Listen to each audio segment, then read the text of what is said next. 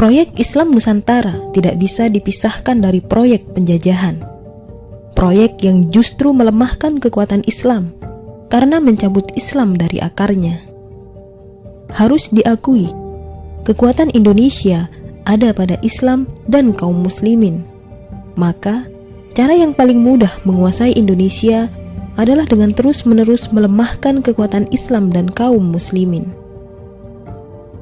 Mulai dari membenturkan Islam dengan Pancasila. Setelah itu, Islam dipaksa melepaskan identitas budaya, politik, ekonomi, dan lain sebagainya. Dengan satu tujuan, agar Islam ditinggalkan oleh umatnya.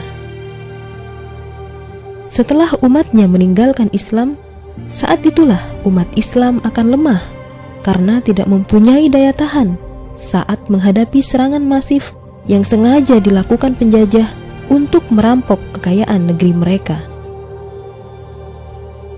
Islam hakikatnya satu. Tidak ada Islam Arab, Islam Eropa, Islam Nusantara, atau Islam-Islam yang lain. Dikotomi ini bagian dari strategi divide et impera. Selain itu, Islam Nusantara menurut Gus Najih justru bisa melestarikan kesyirikan jika Islam Nusantara ini digunakan untuk melanggengkan budaya Hindu dan Buddha yang ada di Indonesia.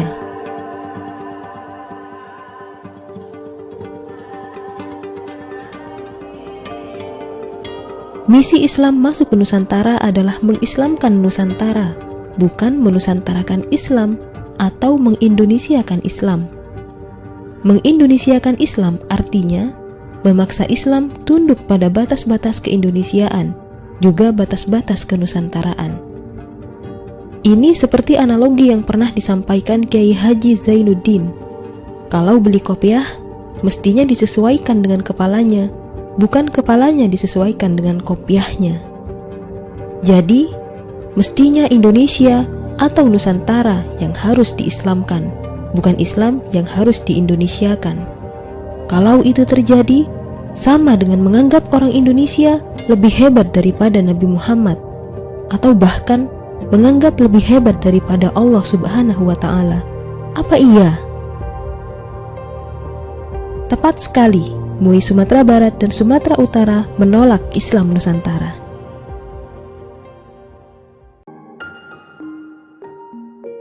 Islam Nusantara kembali dihebohkan. Ia dianggap sebagai sebuah istilah yang bermasalah. Karena ada dua hal. Yang pertama, Islam Nusantara dianggap menyalahi Islam yang satu. Bagi sebagian umat Islam, Islam dinilai haruslah satu. Tidak ada varian-varian di antara Islam itu sendiri. Kemudian yang kedua, Islam Nusantara dianggap memicu perpecahan di tengah umat Islam. Sebagian umat Islam keberatan dengan istilah Islam Nusantara itu karena mereka menganggap ini adalah paham yang salah lantaran mereka salah paham terhadap Islam Nusantara itu sendiri. Oleh karena itu, saya akan memberikan contoh yang insya Allah akan memudahkan kepada sebagian kita untuk memahami tentang apa itu Islam Nusantara. Salah seorang guru saya pernah menemuinya dan beliau bercerita bahwa beliau sebagai salah satu lulusan pondok pesantren di negara Arab ketika pulang ke Indonesia dan menerapkan konsep serta sistem dakwah yang relatif berbeda dengan konsep dan sistem dakwah Islam dari teman-teman seangkatannya lulusan pesantren di Arab yang pulang ke Indonesia. Beliau kemudian dikucilkan karena dianggap membawa konsep Islam yang berbeda. Kemudian beliau katakan bahwa sesungguhnya beliau memisalkan Islam itu seperti gandum. Kiainya yang di Arab kemudian memberikan gandum kepada semua lulusannya yang akan pulang ke Indonesia untuk kemudian diberikan kepada orang Indonesia. Ketika sampai di Indonesia, murid-murid yang lain kemudian membagikan gandum itu tanpa perlu mengetahui apakah gandum itu akan disukai dan dikonsumsi oleh masyarakat Indonesia. Sedangkan kiai saya ini, kemudian dia bercerita, dia terlebih dulu menyimpan gandum itu dan kemudian melihat bahwa realitas masyarakat di sekitarnya tidak mengkonsumsi gandum, melainkan mengkonsumsi nasi. Oleh karena itu, kemudian beliau berpikir ulang untuk membagikannya sebagai sebuah gandum. Akhirnya setelah beliau berkeliling bahwa beliau mengetahui orang-orang di sekitarnya itu mengkonsumsi roti, sehingga gandum yang diberikan oleh kiainya dari Arab beliau sebarkan kepada masyarakat sekitarnya ketika sudah diolah menjadi roti terlebih dahulu. Inilah yang kemudian dipermasalahkan oleh kawan-kawan seangkatannya.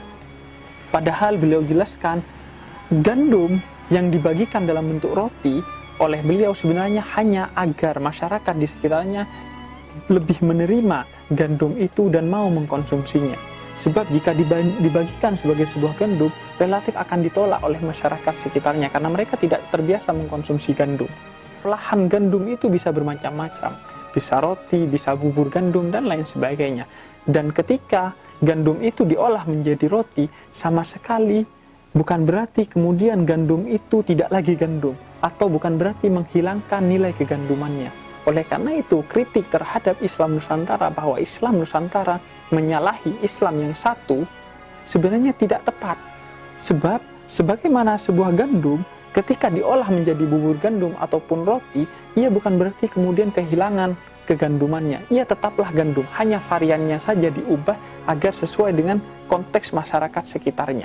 Begitu juga Islam Nusantara. Ketika Wali Songo masuk ke Indonesia, melihat realitas budaya masyarakat Indonesia yang sangat berbeda dengan masyarakat Arab, maka Islam itu kemudian diolah dan didakwahkan sesuai dengan nilai-nilai kebudayaan di Nusantara pada saat itu. Sehingga Islam yang ada di Indonesia berbeda kemudian dengan Islam yang ada di Arab.